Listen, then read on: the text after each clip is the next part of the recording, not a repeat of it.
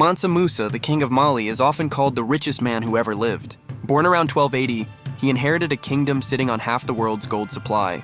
Mali was the beating heart of West Africa's wealth, with trade routes running through Timbuktu and Gao. Musa expanded this empire, but what made him legendary was his pilgrimage to Mecca in 1324. He brought an entourage of thousands with camels carrying sacks of pure gold. Along the way, he gave so much gold to the poor and to merchants that the economy of Egypt collapsed, triggering inflation that lasted over a decade. Musa didn't just flaunt his riches, though. He invested in building universities, libraries, and mosques, turning Timbuktu into a center of learning that drew scholars from across the Islamic world. His wealth was so vast that historians struggle to put a number on it, but modern estimates suggest he would have been worth hundreds of billions, if not trillions, in today's money. For Musa, wealth wasn't only about luxury, it was about power, influence, and a legacy that still inspires awe. Augustus Caesar. Before the word billionaire even existed, there was Augustus Caesar, the first emperor of Rome. Born Gaius Octavius in 63 BC, he was the adopted heir of Julius Caesar and rose to power after years of bloody civil wars. By the time Augustus secured control, he commanded an empire stretching from Spain to Egypt, and with it came unimaginable wealth. As emperor, he technically owned all of Egypt's riches outright, since he annexed the country as his personal property after defeating Mark Antony and Cleopatra. This meant that the grain harvests, the gold mines, and the trade flowing through the Nile lined his treasury directly. Historians estimate his net worth at about $4.6 trillion in today's money. Yes, with a T. Beyond money, Augustus used his fortune to reshape Rome itself, famously boasting that he found Rome a city of bricks and left it a city of marble. He built roads, temples, aqueducts, and monuments, transforming Rome into a glittering capital of empire. His wealth wasn't just about luxury, it was the backbone of his political power. With money came armies, loyalty, and the stability to rule as Rome's first emperor, cementing a dynasty that would last for centuries. Augustus stands as proof that in the ancient world, political power and wealth were often inseparable, and in his case, both reached heights the world had never seen. Akbar the Great. In the heart of India during the 16th century rose one of the wealthiest and most powerful rulers the world has ever known, Akbar the Great, the third emperor of the Mughal dynasty. Born in 1542, Akbar inherited the throne as a teenager after his father Humayun passed away. Despite his youth, he quickly proved himself a master of strategy, not only on the battlefield, but also in governance. Under Akbar's reign, the Mughal Empire expanded to cover nearly all of northern and central India, a region bursting with fertile lands, bustling trade routes, and some of the world's richest cultural centers. His empire generated vast revenues through agriculture and trade, with textiles, spices, and precious gems flowing into his coffers. By today's standards, Akbar's fortune has been valued at over $20 trillion, placing him among the wealthiest men to ever live. But Akbar's wealth wasn't just measured in gold and silver. It was also reflected in the cultural and architectural renaissance he sponsored. He built stunning cities like Fatehpur Sikri, commissioned grand palaces, and promoted the arts, turning his court into a hub of music, literature, and painting. Remarkably, Akbar used his riches to unify his empire, introducing policies of religious tolerance that allowed Hindus, Muslims, and others to live under his rule with relative harmony. His fortune, power, and vision made him more than just a wealthy ruler. He was a nation builder whose wealth directly fueled the Mughal Golden Age. John D. Rockefeller. If Andrew Carnegie built America's steel backbone, John D. Rockefeller fueled it. Born in 1839 in upstate New York, Rockefeller started from modest means, working as a bookkeeper before entering the oil industry in the 1860s. What began as a small refinery quickly grew into Standard Oil, the company that would make him the richest man in modern history. At its peak, Standard Oil controlled over 90% of the U.S. oil market, giving Rockefeller unprecedented power over the lifeblood of the industrial age. Adjusted for today's money, his wealth is estimated at over $400 billion, eclipsing even many of today's billionaires. But Rockefeller wasn't just rich, he fundamentally changed the way industries worked. He pioneered vertical integration, controlling every step of the oil process, from drilling to refining to distribution.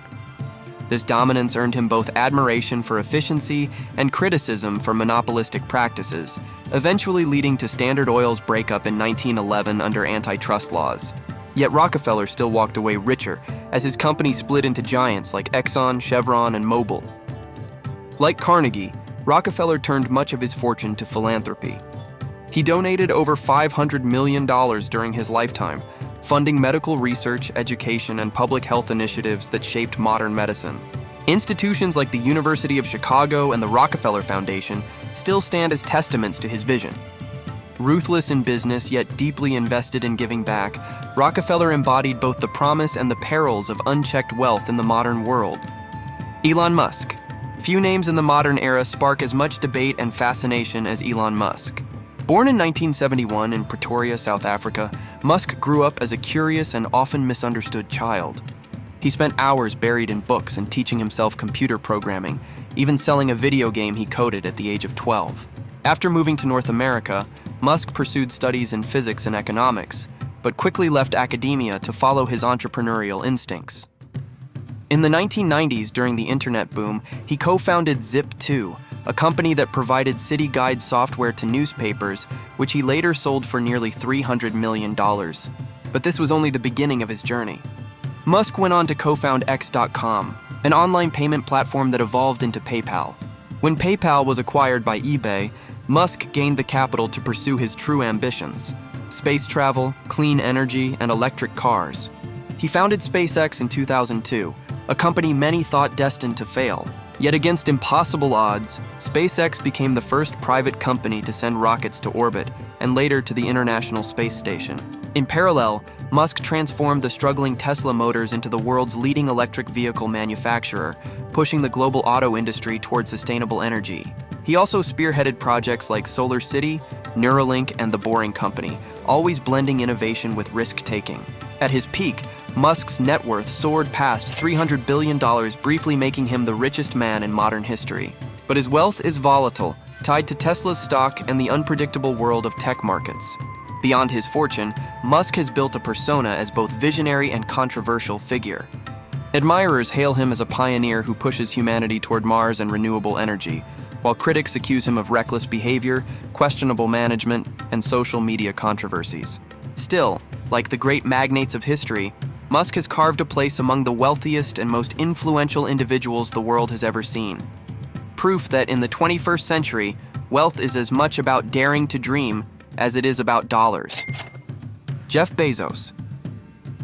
In the modern age where technology and commerce collide, Jeff Bezos has become a symbol of vast fortune and relentless ambition. Born in 1964 in Albuquerque, New Mexico, Bezos showed an early fascination with science and innovation, famously turning his parents' garage into a makeshift lab. After graduating from Princeton with a degree in computer science and electrical engineering, he worked on Wall Street before making the bold leap that would change his life and the world. In 1994, Bezos founded Amazon as an online bookstore run out of his garage. What seemed like a risky niche experiment quickly grew into one of the most powerful companies in history, expanding into retail, cloud computing, streaming, and even space exploration. At his peak, Bezos' net worth reached over $200 billion, making him the richest man on Earth at the time. Amazon's dominance of e-commerce gave Bezos near unparalleled wealth, with the company becoming the backbone of modern online shopping. Beyond business, Bezos invested heavily in space exploration through his company Blue Origin, envisioning a future where humanity expands beyond Earth. His story reflects not only personal ambition, but the transformative power of technology in creating unprecedented wealth in a single generation. Yet Bezos' fortune has also been polarizing. Critics point to Amazon's labor practices, tax controversies, and its outsized influence on global markets, while supporters admire the innovation and convenience the company brought to billions of people. Regardless, Bezos redefined what modern wealth looks like, joining the ranks of history's richest and proving that in today's world, empires can be built not with land or gold, but with algorithms and global networks. Andrew Carnegie. From rags to riches, few stories are as iconic as that of Andrew Carnegie, the Scottish immigrant who became the Steel King of America. Born in 1835 in Dunfermline, Scotland, Carnegie grew up in poverty. His family emigrated to the United States when he was just a boy, and he began working at the age of 13 as a bobbin boy in a cotton factory, earning a mere $120 a week. Yet through ambition, hard work, and an eye for opportunity, Carnegie rose to the very top of American industry. By the late 19th century, during the height of the Industrial Revolution, he controlled the Carnegie Steel Company, which dominated steel production in the United States. When he sold his company to J.P. Morgan in 1901, the deal was worth $480 million at the time, equivalent to over $400 billion today. Carnegie's fortune was so vast that he became one of the richest men in modern history. But what truly set him apart was what he chose to do with his wealth. Believing in the principle that the man who dies rich dies disgraced, Carnegie gave away the majority of his fortune to causes he believed would uplift society. He funded the construction of more than 2,500 public libraries across the world, built Carnegie Hall in New York, and donated heavily to universities, scientific research, and world peace initiatives. His philanthropy reshaped public access to knowledge and culture. Carnegie's life embodied both the incredible opportunities of America's Gilded Age and the idea that immense wealth carried immense responsibility. Jakob Fugger long before Rockefeller or Carnegie, there was Jakob Fugger, the German banker and merchant whose fortune earned him the nickname Jakob the Rich. Born in 1459 in Augsburg, a thriving commercial hub of the Holy Roman Empire, Fugger inherited a modest family textile business. But he wasn't content with weaving cloth. Instead, he transformed the family firm into a financial empire that stretched across Europe. By financing mines, trading ventures, and even governments, Fugger amassed a fortune estimated at over $400 billion in today's money. At one point, he controlled so much silver and copper in Europe that global prices were dictated by his hand. Fugger's influence extended far beyond commerce. He literally decided who would rule. In 1519, he provided the loans that enabled Charles V to secure election as Holy Roman Emperor. In return, Fugger gained political protection, lucrative monopolies, and expanded influence across the empire.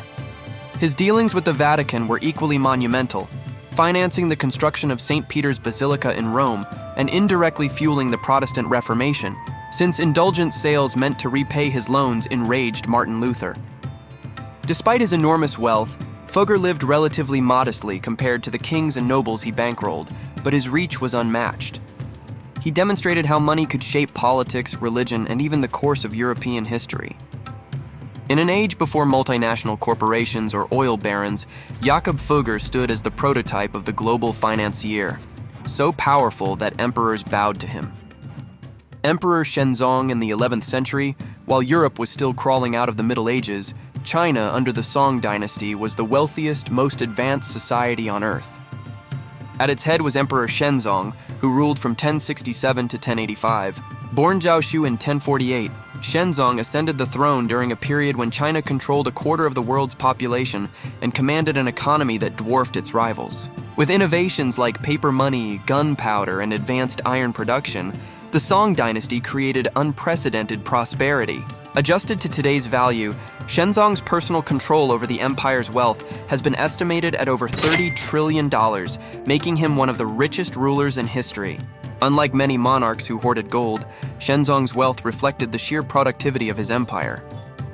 Taxes on agriculture and trade filled the treasury, while bustling cities like Kaifeng became global centers of commerce. The Song were pioneers in international trade, sending porcelain, silk, and tea across Asia, the Middle East, and even to parts of Africa. Shenzong also presided over a thriving culture, with advances in philosophy, science, and art that defined a golden age. Yet his reign was not without challenges. He supported ambitious reforms led by his minister Wang Anshi, aimed at redistributing wealth, strengthening the military, and modernizing governance. These reforms met fierce resistance, and though many failed, they revealed Shenzong's willingness to wield his fortune not just for grandeur, but for the practical strengthening of the state. His wealth, tied to the Song dynasty's economic engine, made him not only rich but also symbolic of one of the most prosperous eras in Chinese history.